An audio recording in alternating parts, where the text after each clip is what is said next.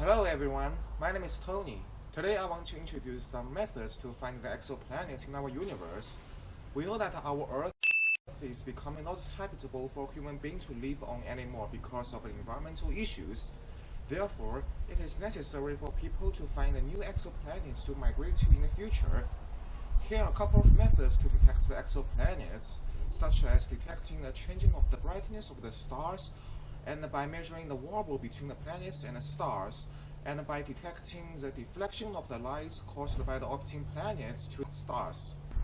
Now I want to move to the most significant and efficient method to find the exoplanet. This method is called radial velocity. What is radial velocity? Radial velocity is the angular change of the stars we observed. What could cause that change? Usually, the planets orbiting around that star could cause the angular shift. Before I tell you how to measure the angular shift, I want to introduce a very important concept of Doppler effect. What is a Doppler effect? I think in your life, you have this kind of experience.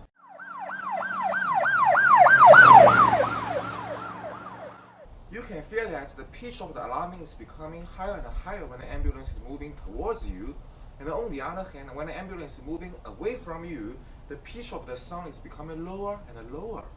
We call this scenario the Doppler effect. Now, you might ask, what is the relationship between the radial velocity and the Doppler effect?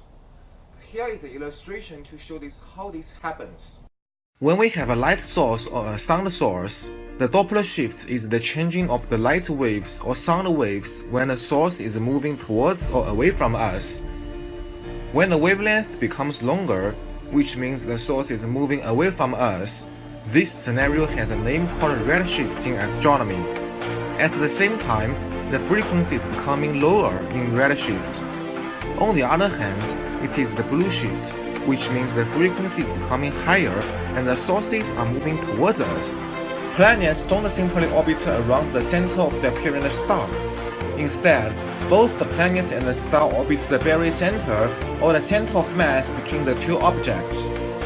We can see the black dot in this picture. At that place, the gravitational force from the star and the planet are equally balanced. Typically, this barycenter exists within the radius of the star.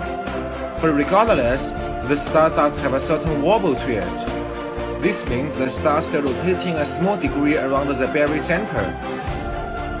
When we observed the whole planet-star system through Kepler telescope, but we have to add a spectrum filter in the telescope, so we can easily see how an orbiting planet can cause a Doppler effect in the light which is emitted by the star itself within a tiny shift caused by the star's warble.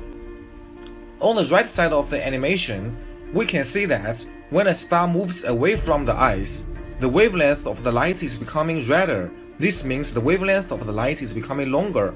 We call this the red shift. Vice versa, it is the blue shift. The period from the red shift to blue shift is the period of the star finishing one circle. The Doppler shift gives us two quantities, the observed frequency of the light and the orbital period. The orbital period of the planet actually is the period of the Doppler shift. The Doppler shift's period could be detected by the telescope we use. Then, we could use the Kepler's third law to find out the semi-major axis of the planets, which is the A in this equation here. Once we know the A, we use the Newtonian calculation to get the speed of the planets.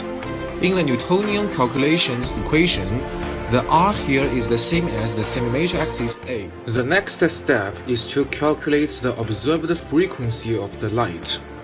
The frequency could be got by using this equation, by knowing the observed wavelength. The emitted frequency and the emitted wavelength is a known value. Afterwards, we have to calculate the radial velocity of the star. As shown here, the radial velocity of the star can be achieved by this equation. The last but the most important result we have to know is the mass of the planet. After we know the radial velocity of the star and the orbital speed of the planet, we are easy to know its mass because we could use the law of conservation of momentum. In fact, the first extrasolar planet ever discovered was via the radial velocity method. The name of this exoplanet is called Dimidium. There were a few unconfirmed planets candidates before them, the first of which being discovered was by another method called pulsar timing, but the medium was the first to be confirmed. That is how to use radial velocity to find exoplanets.